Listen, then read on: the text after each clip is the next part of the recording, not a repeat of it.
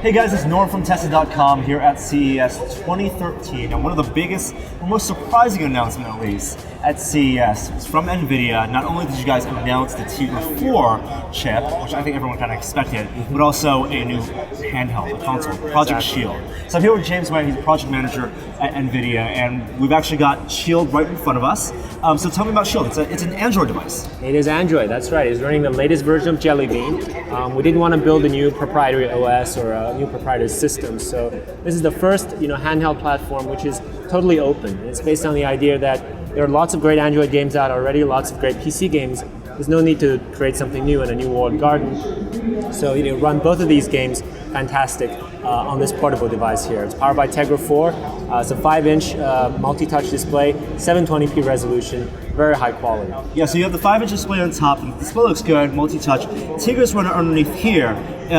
We saw in that CG render there's a heatsink on top, so there is actually a little bit of active cooling. Yes. We've been running this for a little bit. It's not that warm because the screen is up here. Exactly. But there is a big battery in here, so you guys are really emphasizing a long battery life. Exactly. Right? With some of the portable devices out there, you don't get a great deal of battery life.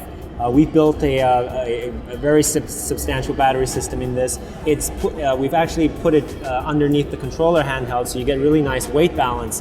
Feels really nice and strong under your hands, and it doesn't kind of make it top heavy. So it's a very good ergonomic design. And the air intake comes in the front and then pops out in the back. Exactly. You don't even feel it. It's all silent. Very standard controls, Xbox style controls, and that's because with Android you can plug in an Xbox controller and play those games. So there are really three things you can do with this. You can do Android, your standard web browser, email, pictures, and whatever. You can do Android games with Tegra Zone. Exactly. So for example, you were showing me a boxing game earlier. Exactly. And that looked good rendering at 720. Exactly. But it could actually render up to 4K. So Tegra 4 is very powerful. It's 6 times more powerful than Tegra 3.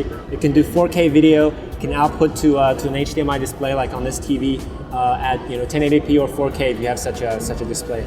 And so right now it's HDMI, and that can render up to 4K and actually downsample on the screen right here. Absolutely. Most games do run at 720 there, right? Yes, so it's designed for 720p gameplay.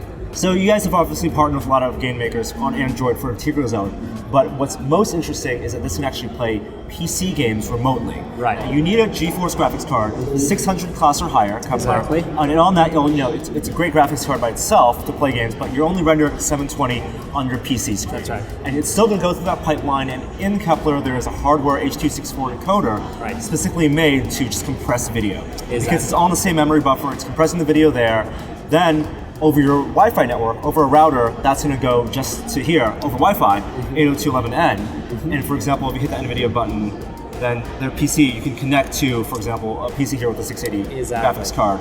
When you load this up, it's load up rather quickly. We're in Steam Big Picture mode. So you're actually just tapping into Steam or whatever library you have logged in on your desktop. You can't actually go into your Windows desktop though, right? In theory, that's what you're doing, but the user interface want to make it really, really sensible for a device like this. And the touchscreen won't actually work with that. It's just it's as if you're plugging a GeForce or Xbox controller into. Exactly, that's the best analogy. So you can. A lot of PC games are built with Xbox-style controls, and you'll be able to play that effectively, as over wireless anywhere in your home. So a lot of the concern comes with latency, and what is the latency target you guys have?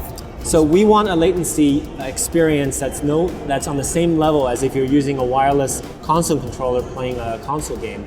And we've actually measured it. If you have a decent graphics card and a pretty stable home network, the latency is actually lower than using, say, a wireless Xbox controller controlling your Xbox games. So we think the latency is actually going to be very, very good. Yeah, earlier we were playing, I think, Need for Speed, and it felt like in real time. It was exactly. really cool. And other people have tried first-person shooters, and they came here just to test the latency, and you pull the trigger, bang, the bullet comes out. Awesome. You guys have announced availability in Q2? We're targeting Q2 for release. No pricing yet, though. No pricing on this one. All right, we'll stay tuned for Project Shield. It's definitely a very interesting device. Keep an eye out for it. We'll have more about Project Shield on Tesla.com. Thank you, James, so much. Thank you. And we'll have more. We'll see you guys next time. Thanks.